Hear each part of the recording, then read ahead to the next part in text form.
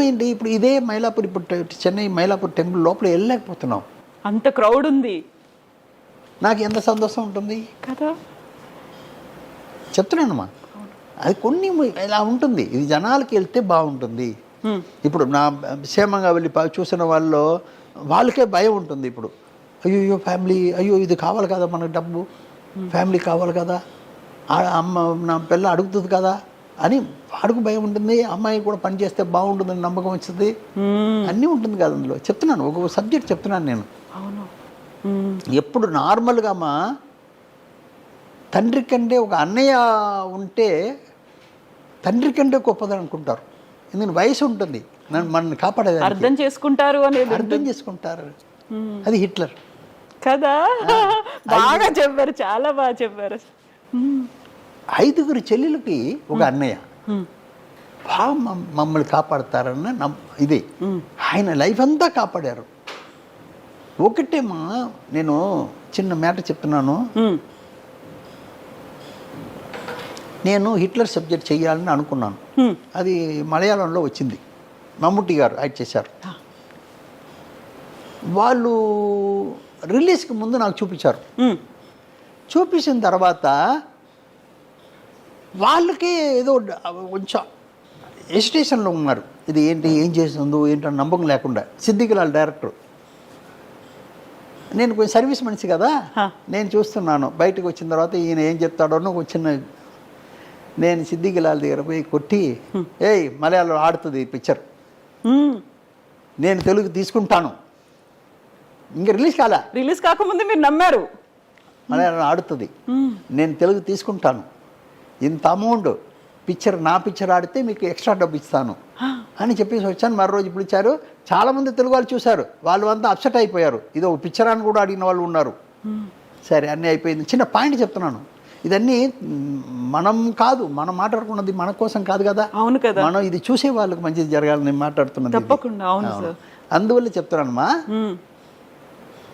ఇప్పుడు నేను పిక్చర్ తీసుకున్నానమ్మా, తీసుకుని మరీ హ్యాపీగా చాలా మంచి బ్యాటరీ తీసుకున్నాం అని నా 10 మంది ఇప్పుడు థియేటర్ని ఇక్కడ వెనక ఉంది, మా మెయిన్ రోడ్లో ఉంది. ఇళయరాజా గారు తీసుకున్నారు, అది ఇళయరాజా మనిషి తీసుకున్నారు. నేను 40 సంవత్సరం నా ఆఫీస్ అది, అదే ఆఫీస్. అవునమ్మా, 80 నుంచి 2000 దాకా, 2020 దాకా. ఇప్పుడు నేను నాతో పాటు 10 మంది కూర్చొని మాట్లాడుతున్నాం, డిస్కషన్కి కూర్చున్నాం. నా దగ్గర పనిచేసిన వాళ్ళంతా పనిచేసే వాళ్ళు ఇప్పుడు కూడా ఉన్నారు. వాళ్ళు 40 సంవత్సరం 35 సంవత్సరం ఇలా పనిచేసేవాళ్ళు, లాంగ్ జర్నీ మీతో. అవును. ఇప్పుడు మాకు అందరికీ టీ బిస్కెట్స్లు పెడుతున్నాడు బాయ్, మా ఆఫీస్ బాయ్. పెడుతూ నా దగ్గర పెట్టేటప్పుడు పక్కన వచ్చి, ఈ తెలుగులో ఇది ఆడదండి,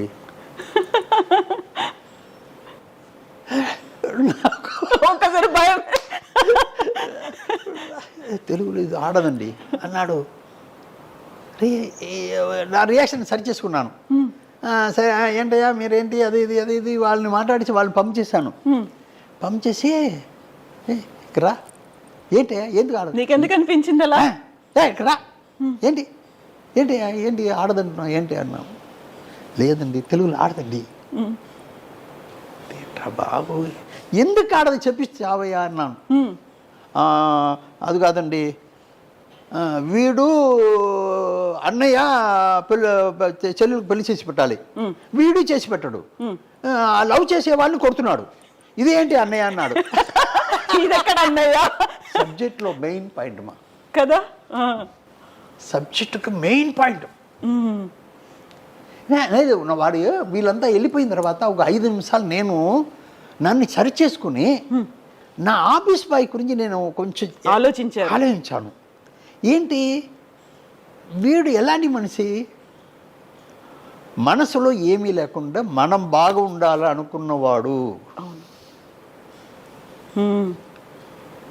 మనం అది వాడు చెప్పిన దాంట్లో ఏదో ఉంది రా అని పిలిచి అడిగిన తర్వాత వాడు చెప్పిన పాయింట్ చాలా గొప్ప పాయింట్.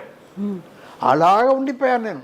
అబ్బా భలే పట్టాడే, పెట్టరా అబ్బా, ఇదే కదా మా ఆడియన్స్ కదా, వాడు కదా ఆడియన్. అలాగా కూర్చున్నాను. కరెక్ట్ నేను ఆల్రెడీ వేరే విషయాలు చేసుకున్నాను నేను మలయాళానికి దీనికి. ఎందుకంటే ఒక చిన్న పాయింట్ చెప్తాను. చిరంజీవి లాగా మమ్ముటి గారు డాన్స్ చేయరుగా. డాన్స్ లేకపోతే ఆంధ్రాలో చూస్తారా? చూడరు అసలు. చిరంజీవి లాగా మమ్ముటి గారు ఫైట్ చేస్తారా? లేదు, చేయరు. చిరంజీవి గారు ఫైట్ చేయకపోతే ఆంధ్రాలో చూస్తారా? లేదు కదా. ఇవన్నీ నేను సరి చేసుకున్నాను. ఈ ఒక్క పాయింట్ నాకు మనం అనుకునే దానికంటే గొప్ప పాయింట్ అని మళ్ళీ స్క్రిప్ట్లో కూర్చొని పెద్ద అమ్మాయికి ఒక కలెక్టర్ని కన్ఫర్మ్ చేస్తున్నాడు. అన్నయ్య పెళ్ళికి ఏర్పాటు అయిపోతుంది, బట్ అమ్మాయి వేరే విధంగా చెడిపోతుంది, అందువల్ల వాళ్ళకే పెళ్లి చేసి పెడుతున్నారు.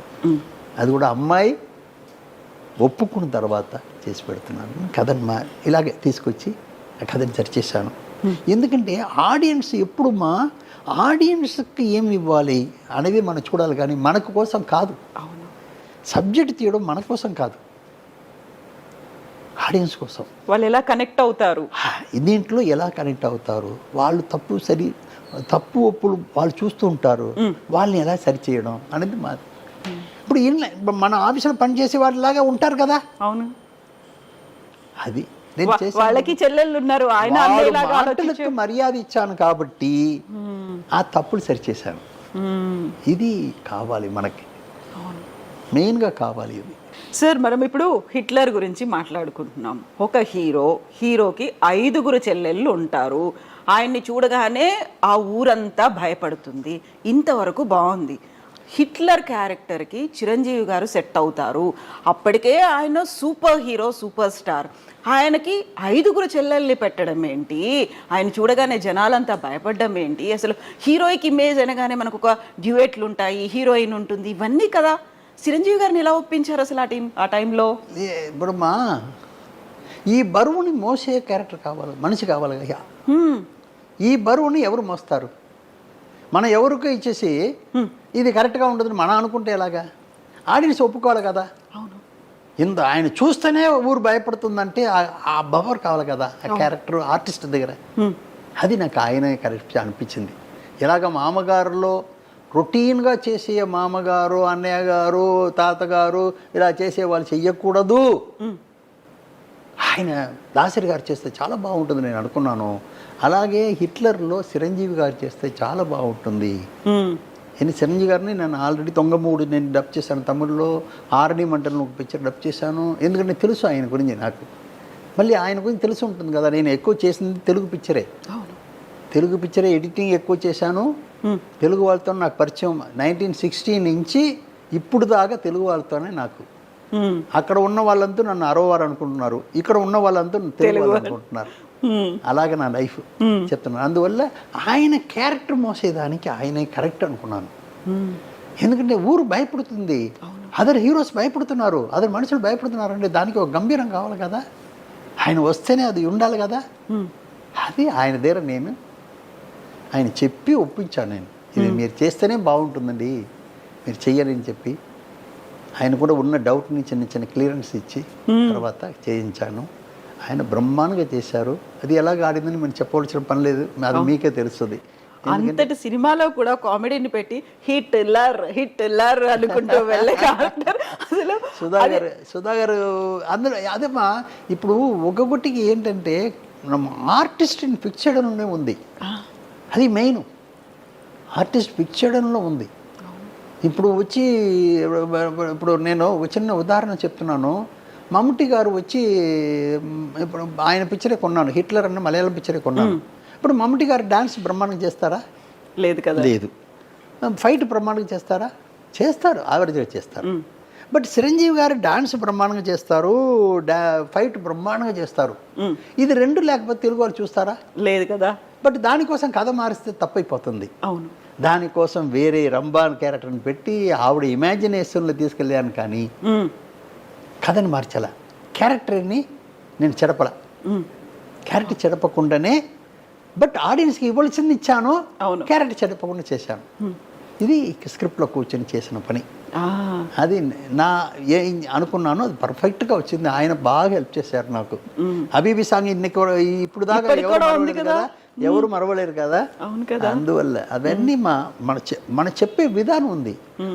మీరు ఒకటే ఆడియన్స్కి మర్యాద ఇవ్వాలి.